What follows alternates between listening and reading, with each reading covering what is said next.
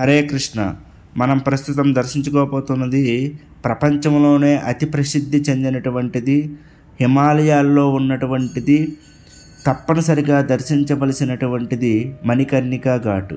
అత్యంత పవిత్రమైనటువంటి క్షేత్రం, శివుడికి అత్యంత ఇష్టమైనటువంటి క్షేత్రం ఇది మణికర్ణికా క్షేత్రం. దీన్ని ఎలా చేరుకోవాలంటే కుల్లు మనాల్ నుంచి ఈ క్షేత్రానికి చేరుకోవచ్చు. చాలా బస్సులు ఉంటాయి. కుల్లు మనాల్ నుంచి మనం 1.5 hours 2 hours జర్నీతో మనం ఈ క్షేత్రాన్ని చేరుకోగలం. ఇక్కడ ఉండడానికి అకామిడేషన్ చాలా బాగుంటుంది, ఫ్రీగా కూడా ఉండొచ్చు. హాల్ ఇస్తారు, హాల్లో డార్మెంటరీ టైప్గా ఉంటుంది. మనం ఉండడానికి ఇందులో ఉచితంగా ఉండొచ్చు. లేకపోతే రూమ్ కావాలనుకునే వాళ్ళు తక్కువ డబ్బుల్లోనే ఉండొచ్చు. ఇప్పుడు మనం చూస్తున్న నది పార్వతీ నది చాలా వేగంగా వస్తుంది. ఒకప్పుడంట ఈ నదిలో ఒక ఇంచుమించు 40 మంది స్టూడెంట్స్ మునిగిపోయారు, చల్లా చెదిరైపోయారంట. అంత పవర్ఫుల్గా వెళ్తుంది ఇది, తీవ్రమైనటువంటి వేగంతో వెళ్తుంది. ఇప్పుడు మనం ఎదురుగా చూస్తున్నదే గురుద్వారు. ఈ గురుద్వారు చాలా ఫేమస్, ఎందుకంటే సిక్కు మొట్టమొదటి గురువు అయిన గురునానక్ దేవ్ ఈ క్షేత్రం అత్యంత పవిత్రమైనదనేసి భావించి ఇక్కడికి వచ్చి తపస్సు చేశారు. కాబట్టి ఆయనకి ప్రతీకగా గురుద్వారాన్ని నిర్మించడం జరిగింది. ఇక్కడ ఉచితంగా భోజనం, ఉండడానికి సదుపాయాలు ఉన్నాయి. రూమ్స్ కావాలనుకునే వాళ్ళు తక్కువ డబ్బులతోనే మనము ఉండొచ్చు. స్నానం చేయడానికి వేడి నీళ్ళు వస్తాయి. ఇక్కడ మనం చూడవచ్చు, ఎక్కడ చూసినా సరే పొగలుగా వేడి నీళ్ళు వస్తూనే ఉంటాయి. దీనికి కూడా ఒక కథ వెనకథలు ఉంది, చాలా బాగుంటుంది.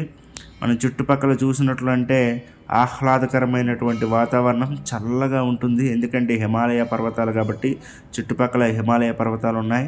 మనం చూడొచ్చు గురుద్వారాలో ఉండేవాళ్ళు అక్కడ ఎదురుగా స్నానకుండం ఉంది, అందులో మనం స్నానం చేసుకోవచ్చు హ్యాపీగా. చల్ల నీళ్ళు వేడి నీళ్ళు వాళ్ళు మిక్స్ చేస్తారు కాబట్టి మనకి శరీరానికి అనుకూలంగా ఉంటుంది. ఈ విధంగా గురుద్వారా లోపలికి ప్రవేశించినట్లయితే లోపల కూడాను వేడి నీళ్ళు స్నానానికి ఎటువంటి ఇబ్బంది లేకుండా మనకి అరేంజ్ చేశారు. లోపల ఈ విధంగా మీదకి వెళ్ళినట్లయితే గురు నానక్ దేవ్కి సంబంధించినటువంటిది ఉంటుంది. పక్కనే భోజనశాల కూడా ఉంటుంది.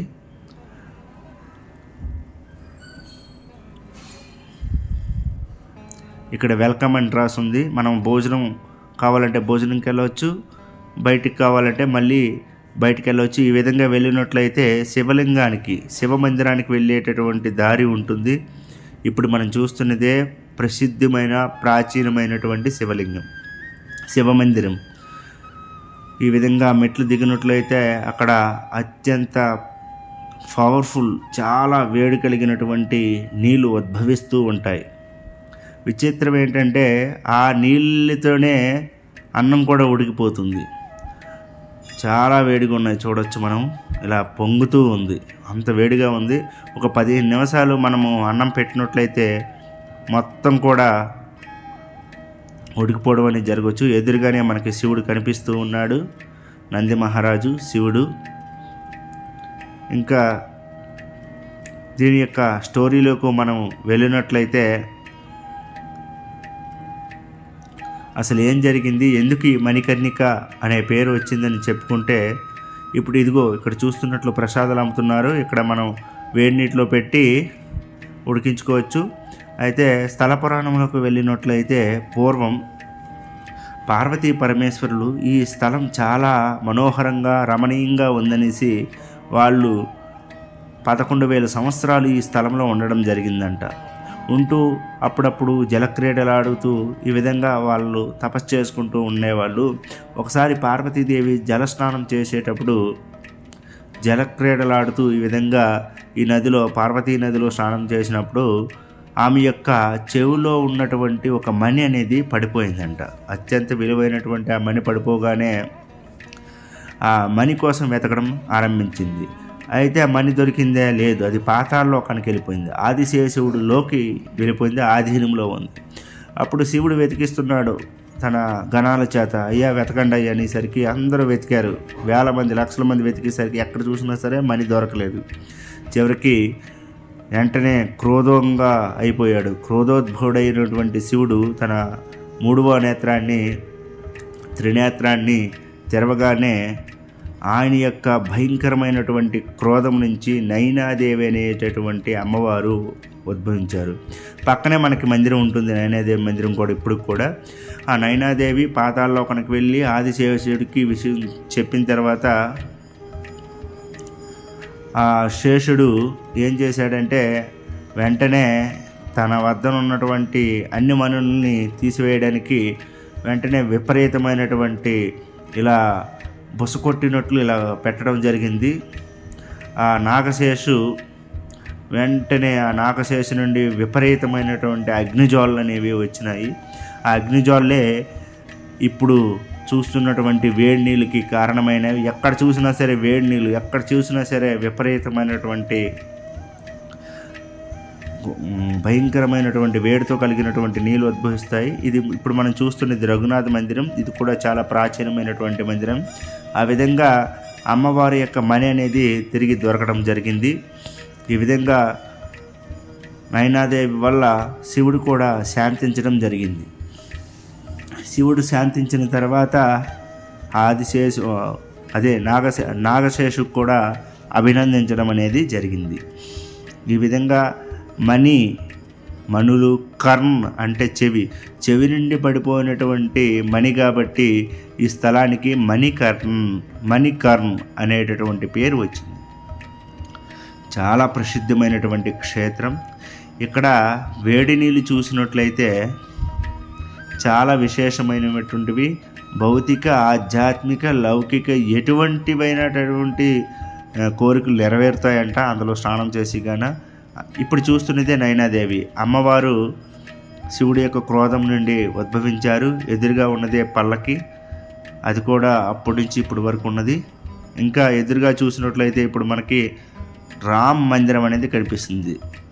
ఉండడానికి 2 దగ్గరలో అకామిడేషన్ ఉంది. ఒకటి గురుద్వారా, రెండోది ఏమొచ్చి రామ్ మందిరం. ఇంకా ప్రైవేట్ హోటల్స్ ఉన్నాయి. ఇందులో అయితే ఫ్రీగా కూడా, సాధువులు అయితే ఫ్రీగా ఉండొచ్చు.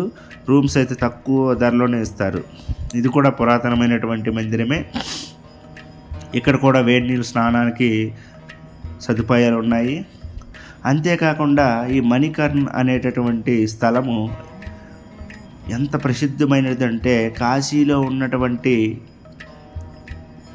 ఒకానొక ఘాట్కి మణికర్ణ్ ఘాట్ అని పేరు వచ్చింది. ఎందుకంటే శివుడికి అంత ఇష్టమంట. అంతేకాకుండా మహాభారత సమయంలో అర్జునుడికి పాశుపశాస్త్రం అనేది ఇక్కడే ఇవ్వడం జరిగింది. అర్జునుడు ఈ విధంగా హిమాలయాలకు వచ్చి తపస్సు చేసినప్పుడు కిరాత రూపంలో శివుడు మారి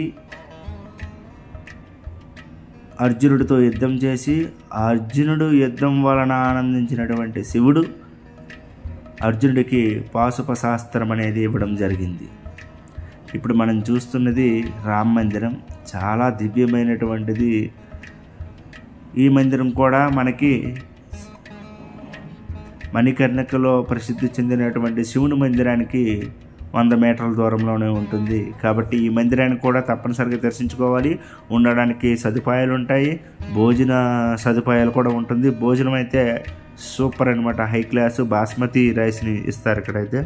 బాస్మతి రైసు, కడి, పప్పు, రకరకాల పప్పులు, స్వీటు అన్నీ కూడా ఇక్కడ ఇవ్వడం జరుగుతుంది. మన ఎదురుగా హనుమంతుడు ఉంటాడు. మనం చూసినట్లయితే హనుమంతుడు 3 అంతస్తులు కలిగినటువంటి బిల్డింగ్లు, డార్మేటరీ రూమ్స్ కూడా అవైలబుల్.